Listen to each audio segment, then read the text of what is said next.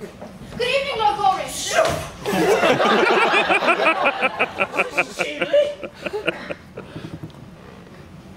Oh, good heavens.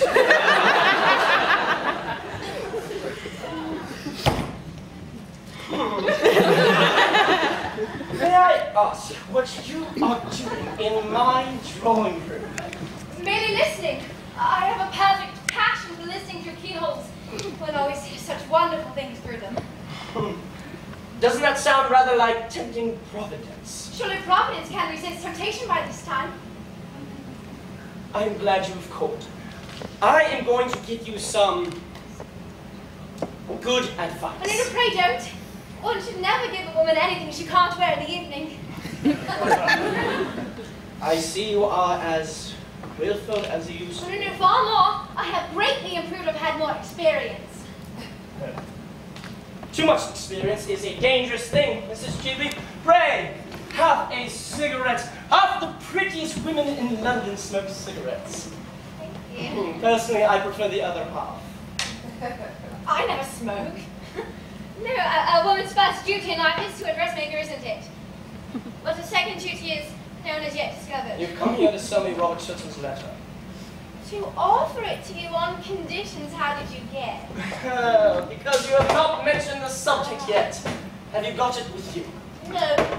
A well-made dress has no pocket. What is your price for it? How absurdly English you are.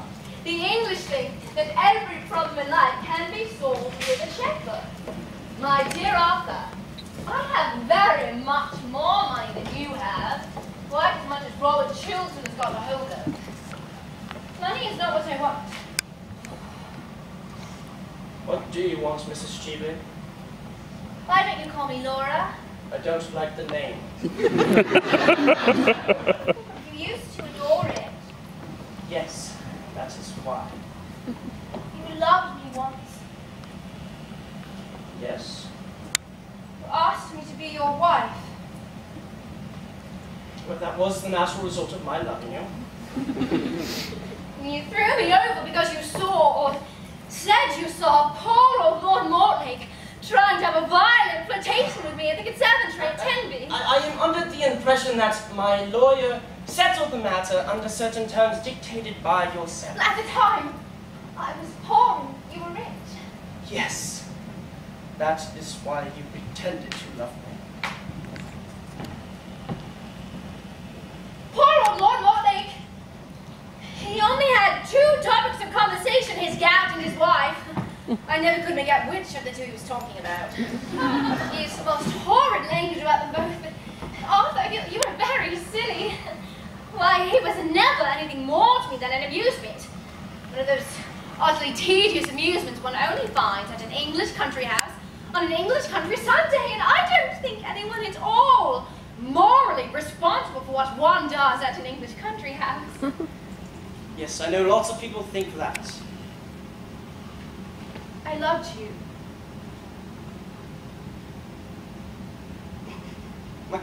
My dear Mrs. Chibley, you have always been far too clever to know anything about love. No, I loved you. And you loved me. I know you loved me. And love is a very wonderful thing, isn't it?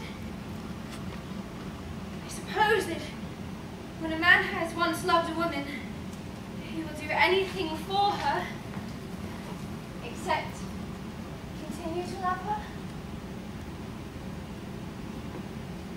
Yes, except that. I am tired of living abroad. I want to come back to England. I want to have a charming house here. I want to have a salon. If one could only teach the English how to talk and the Irish how to listen, society would be quite civilized here.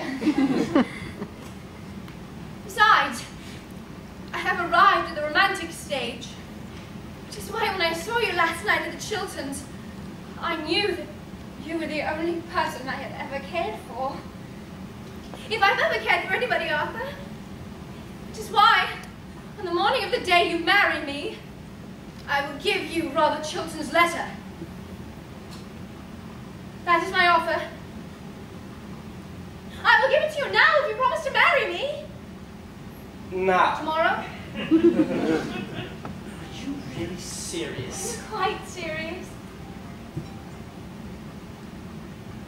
I should make you a very bad husband. Oh, I don't mind bad husbands. I've had 2 and they amuse me immensely. You mean you amuse yourself immensely, don't you? What do you know about my married life? Nothing, but I can read it like a book. What book? The book of numbers. Do you find it so charming of you to be so rude to a woman in your own house? In the case of a very fascinating woman, sex is a challenge, not a defense. My dear Arthur, I suppose that was meant for a compliment. Women are never disarmed by compliments, men always are. That is the difference between the 2 sexes. Women are never disarmed by anything as far as I know them. And you would rather let your greatest friend, Robert Chilton, be ruined? Rather than marry someone who really has considerable attractions left. I think you should. You could spend the rest of your life contemplating your imperfections. I do that as it is. Self-sacrificing is a thing that should be put down by law. It is so demoralizing for people to whom one sacrifices oneself. They always go to the bad. As if anything could demoralize Robert Chilton. You forget I know his real character. What you know of Robert Chilton is not his real character. It was an act of folly done in his youth. Dishonorable, I admit. Shameful, I admit. Unworthy of him, I admit, and therefore not his true character.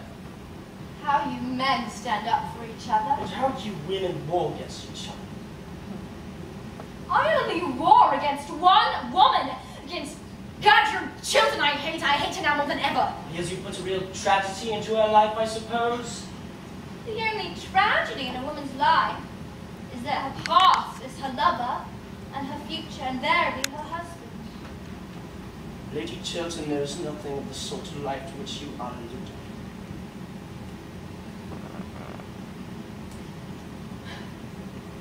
Did you know that a woman who sighs in gloves is 7 3/4 never knows much about anything? Did you know Gertrude has always worn 7 3/4? That is why there has never been any moral sympathy between us. Well, Arthur, I suppose this romantic interview may be regarded as at an end.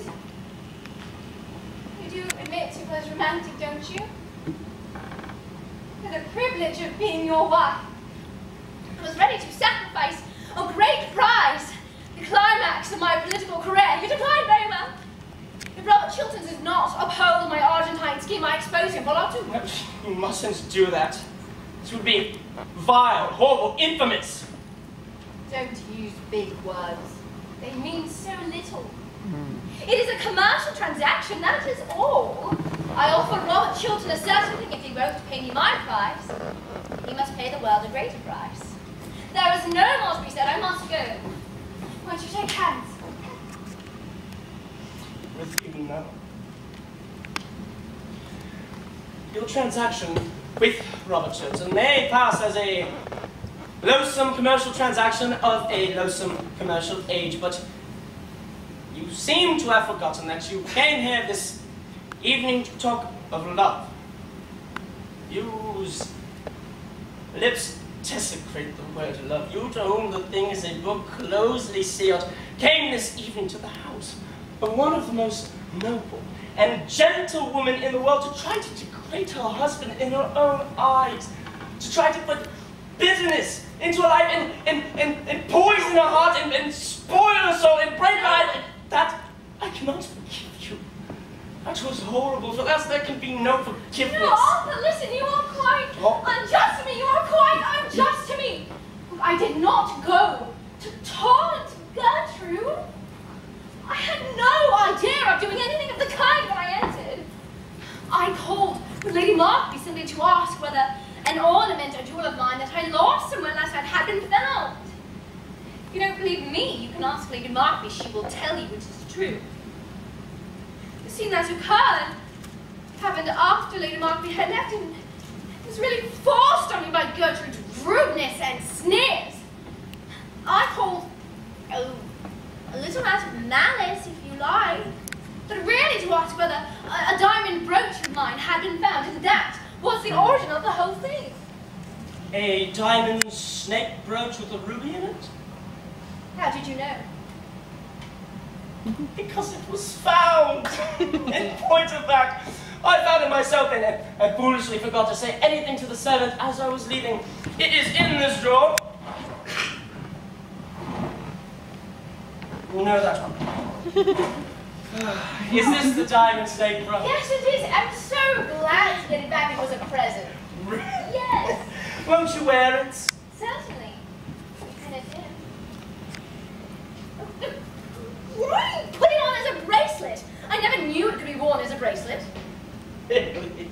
No, but it looks quite well on me as a bracelet, doesn't it? Oh yes, much better than when I saw it last. When did you see it last? Oh, nearly 10 years ago on Lady Berkshire, from whom you stole it. What do you mean?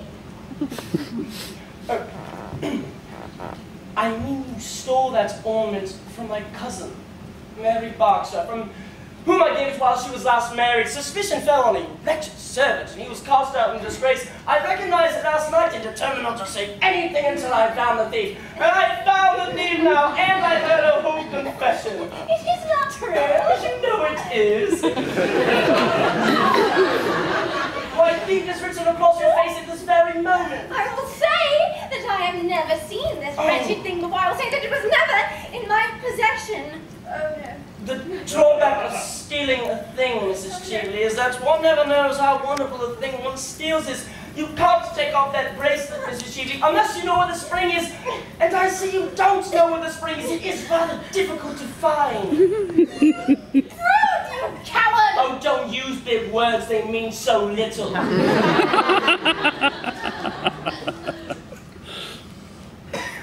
are you going to do?